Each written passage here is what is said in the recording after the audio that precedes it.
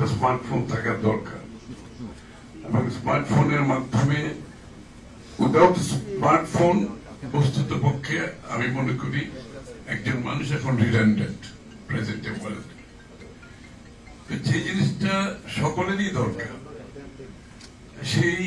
সেই পার্টিকুলার পণ্যটা এত দামে যে আমি যে শুনলাম কম্পারিজনটা, এটা আমি জানতাম না, কিন্তু আমি অবাক হচ্ছি যে সেই পণ্যটা আমরা মানুষের হাতে তুলে দিতে পারছি।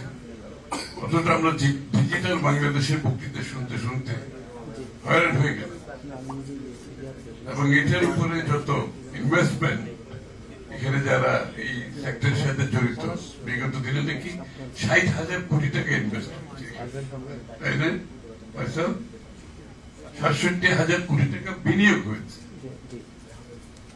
তবে এই ৬৭,০০০ কোটি টাকা বিনিয়োগের ফলটা কি আসলে বাংলাদেশের মানুষের কাছে কিছু কিনা, যারা হচ্ছে এখানে এই উন্নয়নের মূল কন্ট্রিবিউটর, তাদের কাছে কিছু কিনা?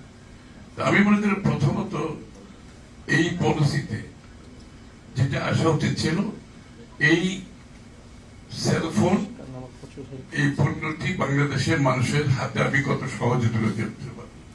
১ নম্বর প্রায়োরিটি, একটি গণতান্ত্রিক সরকার যদি আসে, তাদের প্রধান প্রায়োরিটি হবে যে এই পণ্যটি যেটার গুরুত্ব এত বেশি, যেটার উপর নির্ভর করে আমাদের আগামী অর্থনীতির অনেক সিদ্ধান্ত জড়িত থাকবে, সেটা আমরা সবচেয়ে কম দামে কেন দিতে পারিনি, সেই বিষয়টা আমরা বিবেচনায় আনবো। আমি পরিষ্কার ভাবে বলতে চাই, ওই যে ফয়সাল বললো আমরা ৩২৫ টাকা না ৭৫ টাকায় দিয়েছিলাম, তো আমাদেরকে কিন্তু এই করের উপর একটা বড় ধরনের রিভিউর দরকার আছে। প্রথমে এই পণ্যটা আমার লোকজনের হাতে পৌঁছতে হবে, এটা তার এই দেশের যে সরকারের সার্ভিস দিতে গেলেও এখন প্রত্যেকটা মানুষের একটা স্মার্টফোন দরকার।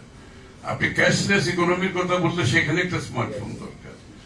আপনি যে কোনো সার্ভিস ডেলিভারিতে আপনার স্মার্টফোন দরকার এখন। সুতরাং প্রথম গভর্নমেন্টের প্রায়োরিটি হওয়া উচিত ট্যাক্স থেকে কমিয়ে এনে, কত কমিয়ে এনে, আসলে কিন্তু ট্যাক্স কমালে কিন্তু ট্যাক্স বাড়ে। এটা আবার আমাদের আরেকটা ভুল ধারণা, এই সব জায়গায় যারা ট্যাক্স দেয় এই লোকগুলোর উপর বারবার অত্যাচার হচ্ছে। কিন্তু আমি যদি ট্যাক্স রেটটা কমিয়ে আনি, আসলে কিন্তু এখন যা আয় হচ্ছে তার থেকে অনেক বেশি হবে, অনেক বেশি।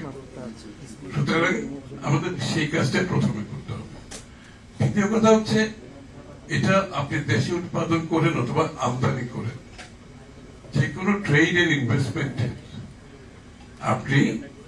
আপনাকে প্রথমে চিন্তা করতে হবে এটা কনজিউমারের উপর কি এফেক্ট আসতেছে আমার দেশে, এবং আপনি যে সাপোর্টটা দেবেন যারা উৎপাদন করছে দেশে, তাদের সাথে ইম্পোর্টের যে ডিফারেন্সটা হবে এটা ফেয়ার এন্ড ইকুইটেবল কিনা, এবং এটা যারা উৎপাদনের যে সুযোগটা নিচ্ছে, উৎপাদনের কথা বলে তারা কি ভ্যালু এডিশন করছে। Value addition is a progressive process, আমরা বুঝি এটা, কিন্তু এটা তো একটা টাইম বাউন্ড থাকতে হবে, এটা তো ওপেন এন্ডেড থাকতে পারে না। আপনি যখন উৎপাদন করার নামে ট্যাক্স বেনিফিট নিচ্ছেন, it must be time bound, এবং আপনি এটাকে বলতে হবে যে আমি এই প্রথম বছরে এত ভ্যালু এডিশন হবে, দ্বিতীয় বছরে এত ভ্যালু এডিশন হবে, তৃতীয় বছরে, যেভাবে আমার গার্মেন্টস এ হয়েছে, এখন অনেক কিছু বাংলাদেশে হচ্ছে, সবকিছু না হলে বড় একটা অংশ বাংলাদেশে হচ্ছে, তাহলে সেটার সুফল বাংলাদেশের মানুষও পাবে। এখানে যারা এক্সপোর্ট করবে, আপনি যেটা এক্সপোর্টের কথা বলছেন, যারা এক্সপোর্ট করবে তাদের তো ট্যাক্স দেওয়ারই দরকার নেই, কোনো প্রয়োজন নেই। এটা তো আমরা বলেছি, যদি আগামী দিনে বিএনপি ক্ষমতায় আসে, যেসব সেক্টর এক্সপোর্ট করবে প্রত্যেককে আমরা বন্ডেড ওয়ার হাউসের সুযোগ দেব, প্রত্যেককে আমরা ব্যাক টু ব্যাক এলসির সুযোগ দেব। আমরা চাই গার্মেন্টস এর মতো আরো 10টা সেক্টর উঠে আসুক।